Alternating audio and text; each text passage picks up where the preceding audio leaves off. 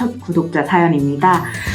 의대생, 의사는 대체 어떻게 공부를 하는지, 그리고 조던 피터슨이 추천하는 공부 방법, 마지막으로 사실 저 문과거든요. 문과 출신의 의대생, 의사에 대해서 얘기를 좀 나누겠습니다. 영상 이어서 봐주세요.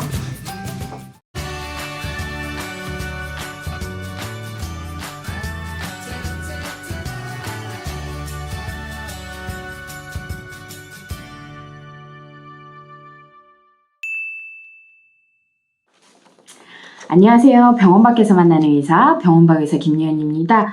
처음으로 드디어 제보를 가지고 이제 방송을 하게 되었습니다. 원래는 이제 다다교연에 관한 메일이 먼저 몇 개 오기는 했는데, 중요한 게 다다교연에 대해서는 이미 촬영해 놓은 영상들이 좀 있어서 그거 좀 올라가고 난 뒤에 방송을 진행하게 될 것 같습니다.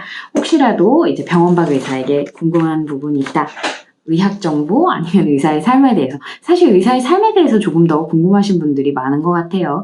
근데 어쨌든 궁금하신 부분이 있다라고 하면은 숫자 1, 영어 T, 영어 O, 그리고 숫자 9 @naver.com으로 보내주시면 됩니다. 좋은 건강 정보, 그리고 의사들에 대해서 더 궁금하신 부분, 알아가고 싶으시다면 영상 봐주시고 또 구독 많이 해주시길 바랍니다. 사연 읽어드릴게요. 사연 많은 것 같네요. 익명 제보입니다. 의사쌤들 하면 역시나 고등학교 이과 계열에서 최상위 성적으로 의대를 가서 최소 6년간 그 방대한 공부량을 감당하며 의사가 된 이후에도 계속해서 공부를 하는 공부의 끝판왕 아니겠습니까? 그런데 도대체 놀기도 바쁜 대학생활과 잠잘 틈도 없어 보이는 의사쌤들은 도대체 언제 자고 언제 어디서 얼마나 공부를 하는지 너무너무 궁금합니다. 유튜브에 의대생 브이로그가 추천 영상에 떠서 본 적이 있는데 정말 쪽잠 자는 시간을 제외하고 먹으면서도 계속 공부하더라고요. 공부하는 10분은 1시간 같고 밥 먹는 10분은 10초 같이 느껴지는 아주 고통스럽게 공부하고 있는 취준생으로서 도대체 의대생과 의사쌤들은 잠잘 틈 없는 바쁜 생활을 하며 어떻게 그 공부량을 견뎌내시는지 너무나 미스테리합니다. 특히나 유연쌤은 진료 보시며 논문 쓰시며 따로 공부도 하실 테고 독서량까지 어마어마하신데 유연쌤의 하루는 50시간쯤 되는 것일까요? 네. 50시간 되지 않습니다. 사실 전에도 얘기를 했던 것 같은데, 제가 일반적으로 사람들이 당연하다고 생각하는 거에 대해서 당연하게 시간을 투자하지는 않아서요. 일단 집에 가서 방 청소, 방 정리, 집안 관리에 대해서는 5분조차 투자하지 않습니다. 그리고 지금 연애를 안 하고 있기 때문에 그런 상황에 시간적인 여유가 다른 사람들보다 있을 수밖에 없고, 또 하나는 제가 한 가지 일만은 보통 못해요. 뭔가 책을 읽으면서도 뭔가 딴짓도 같이 해야 되고, 미드를 보면서도 막 뭔가를 같이 해야 되고, 그래서 좀 시간적인 여유가 더 느껴지실 수도 있는데, 그리고 제가 공부를 TV를 보면서 하거든요. 유튜브 영상을 보거나 미드를 보거나 하면서 공부를 하는 스타일이라, 그래서 어쩌면은 제가 시간적인 여유가 조금 더 있어 보이는 걸 수는 있을 것 같아요. 근데 일단 먼저 말씀드리고 시작하겠습니다. 저의 공부 방식은 절대로 다수에게 도움이 될 만한 방식은 저는 아니라고 생각을 합니다. 그 이유가 뭐냐면은, 제가 의대 다니는 내내 선배님들께서 그런 방식으로 하면은 유급당한다, 국시 떨어진다라는 방식으로 제가 공부를 했거든요. 저는 교과서, 그리고 매뉴얼, 강의록, 이런 게 저는 제일 저희 공부의 중심이었어요. 그래서 마지막까지 진짜 형광펜 다 칠해가면서 공부하고, 그러다가 진짜 직전에 막 족보 복사해놓은 거 막 뒤져가면서 족보 한 번, 두 번 이렇게 훑어보고 시험 보러 들어가고, 그게 다였거든요. 심지어 의사 국가고시 볼 때도 해리슨이라는 게 이제 내과학 영어 교재인데요. 그거를 쭉쭉쭉쭉 읽은 건 아니지만 저희 문제집에 있는 내용들을 해리슨을 찾아가면서 확인하고 체크하고 그렇게 하면서 공부를 했습니다. 근데 그 방식이 사실 대부분이 그럴 필요 없고 그런 게 의미가 없다라고 한 방식이라서 권해드리기는 좀 어려울 것 같고, 그리고 그래서 이제 제가 조던 피터슨, 이게 조던 피터슨의 대답이거든요. 공부에 대한 대답. 그거를 좀 같이 얘기를 하려고 하고, 그리고 그거보다는 이제 제가 가장 최근에 공부했던 방식에 대해서 좀 말씀을 드리려고 합니다. 제가 이제 2011년도에 의사가 되고, 그 다음에 인턴은 했지만, 레지던트를 들어가기 위한 전공의 시험은 보지 않았습니다. 어디 지원을 하지를 않았기 때문에, 그냥 이제 딴짓을 시작을 한 거죠. 근데 이번에 이제 전공의를 다시 시작을 하면서 2017년도에 전공의 시험을 보게 되었는데요. 그 얘기는 시간이 6년이나 지났어요. 6년이나 지난 시점이기 때문에 제가 의사로서 블로그를 한다는 거, SNS, 유튜브를 한다는 거에도 말씀드렸지만 5년이 지나고 나면은 50%의 의학 정보가 바뀝니다. 50%. 진심으로 이전 전공이 이게 전공의 시험을 대비하기 위한 유일한 문제집이거든요. 이걸 풀면서도 느낀 게 제가 2011년도, 12년도, 13년도 문제들까지도 어느 정도 맞추는데 2015년도 그리고 16년도를 위한 문제들, 그러니까 15년도랑 14년도 기출 이런 문제들은 다 틀리더라고요. 다는 아니지만 꽤 많이 틀리더라고요. 근데 어쨌든 그래서 공부를 조금 열심히 해봤습니다. 열심히 해봤는데 결국 제가 원래는 교과서를 기준으로 공부를 하는데 교과서가 없는 거예요. 게다가 내과, 외과, 산부인과, 소아과를 공부하려는 상황에서 교과서를 가지고 공부를 할 수는 없잖아요. 게다가 시간이 짧은 와중에. 그래서 이 문제집을 기준으로 족보집 보듯이 공부를 시작한 것 같아요. 근데 어떻게 공부를 시작했냐면 결국 이게 내용이 담긴 문제집, 참고서를 보는 거랑 이 문제집을 보는 거랑은 조금 다른 개념인데 문제집이다 보니까 저는 가능한 많이 틀리려고 했습니다. 이거는 제가 고등학교 때부터 해왔던 방법인데요. 처음에는 가능한 많이 틀리려고 해요. 제가 헷갈리는 것도 다 체크를 해놔서 절대로 진짜로 내가 이 내용을 완벽하게 파악을 해서 설명을 할 수 있는 정도가 아니면은 만족하게 맞았다라고 표시하지 않습니다. 세모로 표시하거나 별표로 표시하거나 아니면 틀린 거 이렇게 해서 가능한 많이 내가 모른다는 거를 이제 스스로에게 경각심을 주려고 하고요. 그렇게 공부를 하고 나서는 결국 제일 중요한 게 내가 틀렸던 부분에 대해서 그냥 틀려서 넘어가는 것이 아니라 이 문제의 답이 왜 이렇게 나왔는지 그리고 다른 답이 왜 아닌지 그리고 이런 문제가 왜 나왔는지까지 한번 파악을 하려고 합니다. 그래서 사실 제가 처음 문제를 풀 때는 심지어 술도 마시고 문제를 풉니다. 왜냐면 많이 틀리려고 하는 거니까. 이거 보세요. 이렇게 쭉쭉쭉쭉 다 틀립니다. 그래서 틀린 문제를 많이 하기 위해서 술을 마시고도 그래서 블로그에도 제가 올려놨었는데요. 2잔을 마시면서 문제를 풀었는데 그러니까 미드를 보면서 공부를 한다는 거 자체가 뭐냐면 제가 공부를 오래 하는 걸 못 견뎌요. 그래서 앉아있는 걸 좀 덜 지루하게 만들기 위해서 노래, 미드, 영화 뭐 이런 걸 틀고서 이렇게 들으면서 막 재밌다 하면서 문제도 막 약간은 집중력이 흐려진 상태에서 풀거든요. 왜냐면 최고의 집중력은 어차피 시험 때도 발휘를 못하기 때문에 약간 산만하게 유지를 하는 거죠. 그런 의미로 맥주도 한 2잔 정도 마시면서 이렇게 문제를 풀고는 했습니다. 그래서 그러고 이제 내가 모르는 부분에 대해서 조금 더 과장되게 스스로를 공부를 시키는 거죠. 아마 이번에 전문의 시험도 그렇게 준비하지 않을까 싶습니다. 그래서 제가 말하는 공부 방식은 크게 도움이 되지 않을 것 같아서 조던 피터슨의 답변을 제가 한번 읽어드리겠습니다. 이제 어느 정도 동의를 하는 부분도 있어서요. 쿼라라는 질의응답 사이트에 나왔던 질문입니다. 어떻게 하면은 하루에 10시간 이상 공부를 꾸준히 하면서 우울해하지 않고 그리고 적응을 할 수 있을지 물어보는 질문이었어요. 그거에 대해서 조던 피터슨은 매우 단호하게 대답을 합니다. 할 수 없다. 그리고 도전하지를 말아야 된다. 라고 말이죠.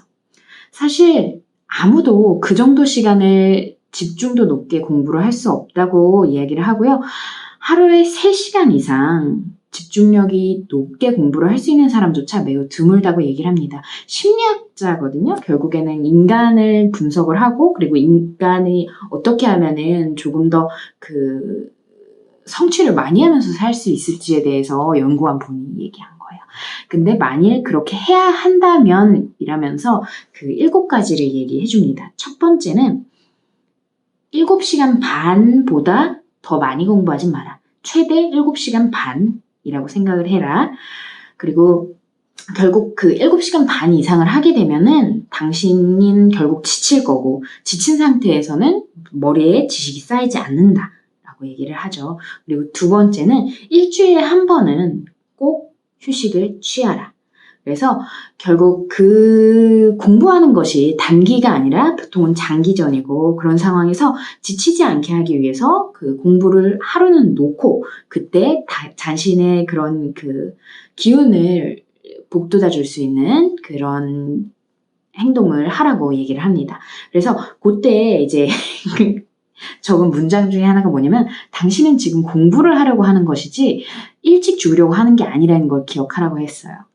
공부를 하려고 하는 거지 일찍 죽으려고 하는 게 아닙니다. 그리고 세 번째는 계획을 세워라.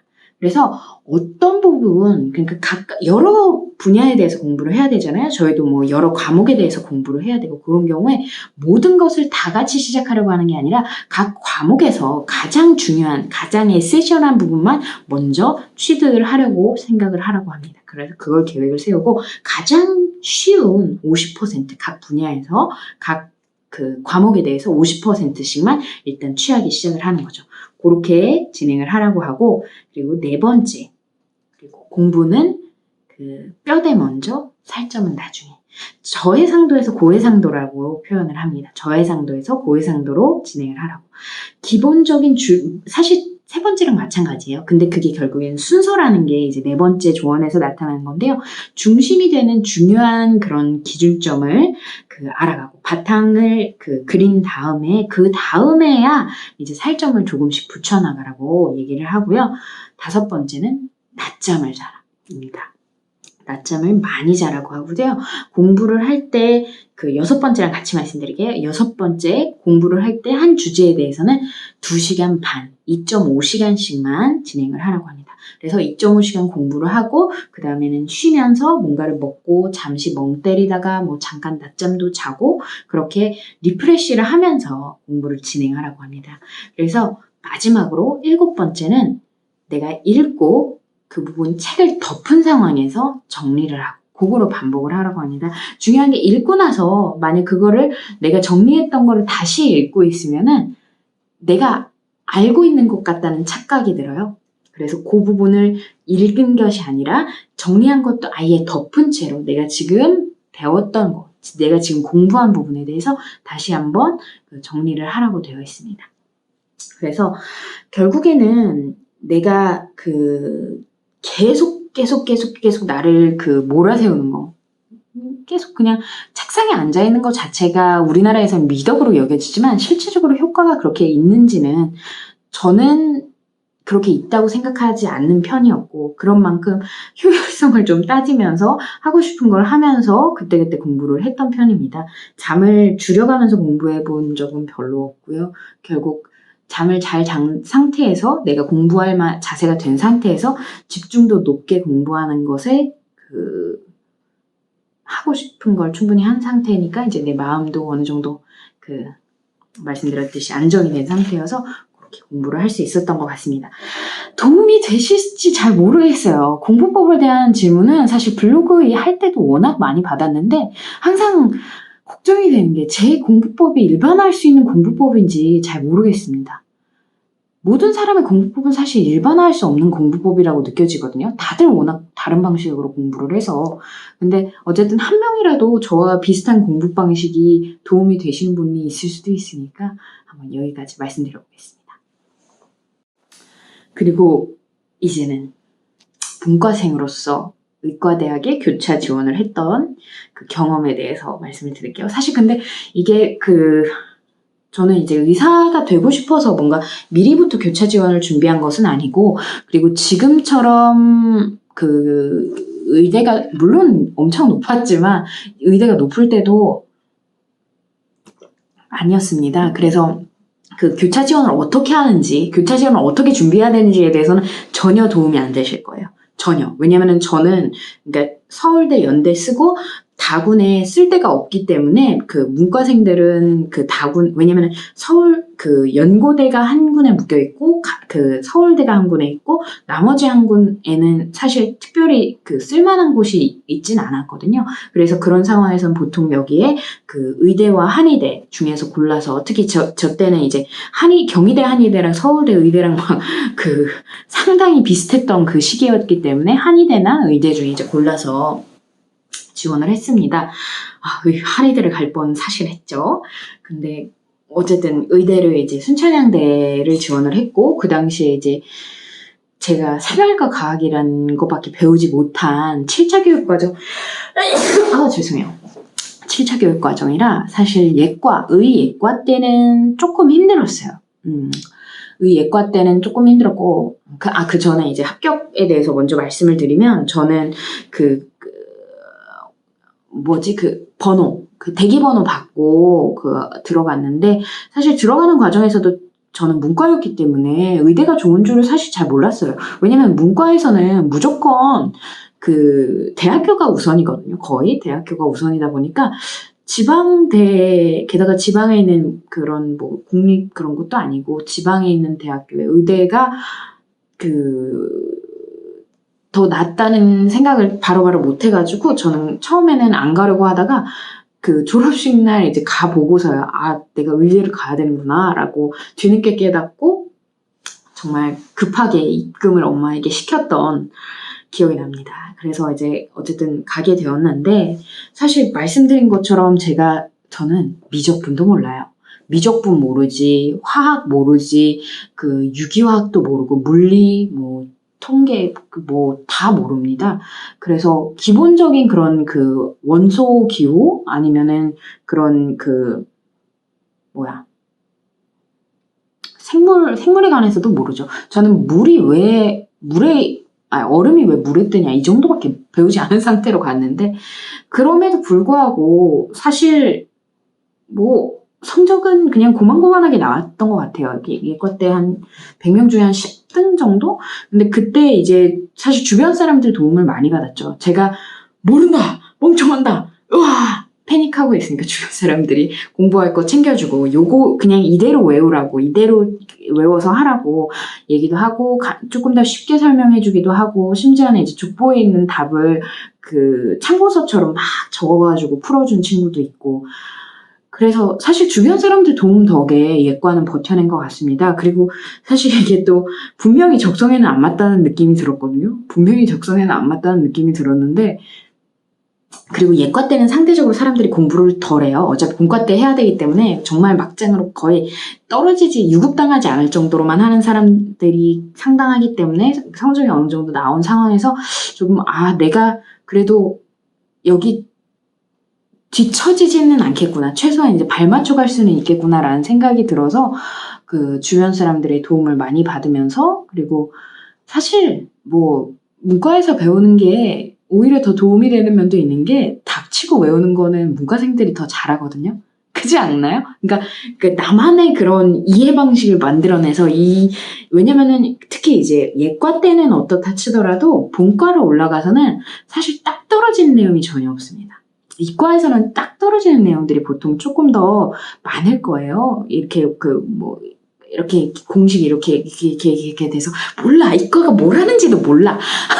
사실 문과가 느껴지지 않나요? 저의 말투라든지 이런 부분에서. 근데 어쨌든 말씀드린 것처럼 사람 몸이라는 거, 그리고 의학이라는 것 자체가 생각보다 전혀 딱 떨어지지 않습니다. 전혀 딱 떨어지지 않고요. 심지어 진단명 중에서는 이런 경우에 진단되는 것이 아니라 요게 아니고 요게 아니고 요게 아닌 상황에서 요런 게 나타나면 진단을 고려할 수 있다, 이런 게 있는데, 그거에 대해서 A는 B다, A, B, C는 D로 이어진다, 이렇게 쫙 외웠던 사람들이 이해를 잘할 거예요. 아니면 국사, 느낌상 이런 흐름이면 이거야 라고 외웠던 문과생들이 더 잘할까요? 결국에는 닥치고 외우는 거라서 문과, 이과 차이는 사실 막상 가서는 없었던 것 같아요. 특히 본과 가서는. 그리고 오히려 지금은 보시면 알겠지만 저는 대부분의 그런 외래 베이스의 진로들은 결국 말빨이거든요. 말을 얼마나 잘할 수 있는가. 내가 아는 내용을 얼마나 이 사람에게 잘 전달할 수 있는가이기 때문에 예과 때 이후로는 크게 무리는 없었던 것 같습니다. 근데 결국 내가 못하는 것을 견뎌낼 수 있냐가 제일 중요한 것 같아요. 사실 그게 의대생 내내 가장 힘든 부분이 아닐까 싶습니다. 왜냐면 못하거든요. 절대 잘할 수가 없어요. 진짜 그러니까 성적이 잘 나올 수는 있지만 스스로가 잘한다고 느낄 수 있는 환경은 절대 아닙니다. 왜냐면 일단 내 주변 사람들이 다 정말 똑똑해요. 정말 똑똑하고 그리고 일단 내가 절대 다 외울 수 없는 만큼의 시험을 봅니다. 그런 상황에서 아주 작은 차이로 이제 성적들이 좀 갈리게 되고 그런 상황에서 나의 그 자존감은 흔들리고 그리고 사실 그 7.5시간 이상 공부하는 사람들 그 의대생 중에는 꽤 있었던 것 같아요. 정말 진짜 신기할 정도로 그 학교에서 공부를 하다가 집에 가서도 공부를 하다가 잠깐 자고 나오고 이런 그 강철 체력을 가진 사람들도 있었는데 저는 안타깝게도 굉장히 산만하고 그 지금 주변에서 저의 성인 ADD에 대해서 약물 복용을 고려하는 게 낫지 않을까라고 얘기를 해줄 정도로 저는 조금 앉아서 오래 있는 거에 대해서 굉장히 좀 힘들어 하는데요. 그래도 버텨냈습니다. 제가 못하는 것에 대해서 너무 스트레스 받지 않기로 결심을 한 순간부터 조금 나아진 것 같아요. 결국 내가 못한다는 걸 인정을 하고 나면은 내가 못한다 모르는 부분이 있을 거란 걸 인정하고 나면은 주변의 도움을 청하기도 쉽고 그리고 생각해보면 조던 피터슨의 방법도 제가 어느 정도 활용을 했던 게 그래서 사실 또 읽어드리는 거고 그 이유가 제가 오랜 시간 공부를 못하기 때문에 보통 2시간 반이 한계거든요. 제가 어느 정도로 그 오래 못 앉아있냐면 저는 열람실에서 만에 하나 공부해야 되는 상황이 있으면 무조건 문 앞에 있었어요. 왜냐면 제가 들락날락 하기 때문에 주변 사람들에게 공부에 방해가 될까봐. 그래서 아니면 카페에 가서 하거나 그랬고 제가 하면서 그러니까 이러면서 막 시험 이게 문제를 이렇게 푸니까 그런데 도서관에서 하면 공부가 주변 사람들도 안 되고 주변 사람들 신경 쓰여서는 안 되고 당연히 그렇게 하죠. 그래서 2.5시간 이상 있고 일주일에 한 번 이상 휴식 시간을 당연히 가졌고 그거랑 같이 해서 뭐 계획은 특별히 세우지 않았지만 그 정리는 많이 했던 것 같아요. 왜냐면은 저는 말로 해야 됐거든요. 말로 내가 아는 거를 한번 풀어야 돼서 그 강의실 밖에서 이제 몇 명이서 모여서 막 풀어내는 게 있었거든요. 야 이거 말해봐 라고 하고서 막 내가 말해봐. 아, 이거 말해봐. 아, 맞아. 그렇게, 그래. 그러면서 이제 약간 내 걸로 소화를 해내는 느낌? 그렇게 했던 것 같습니다. 그래서 일단 그 정도 말씀드리고 이걸 마무리드리겠습니다. 저의 공부법이 도움이 되셨으면 좋겠고 공부를 하시면서 점점 많이 지치고 계실 텐데 휴식도 중간중간 필요하다. 공부도 그리고 휴식도 조금 밀도 높게 질 좋게 해보시길 바랍니다. 이상으로 병원 밖에서 만나는 의사 병원 밖 의사 김연희였습니다.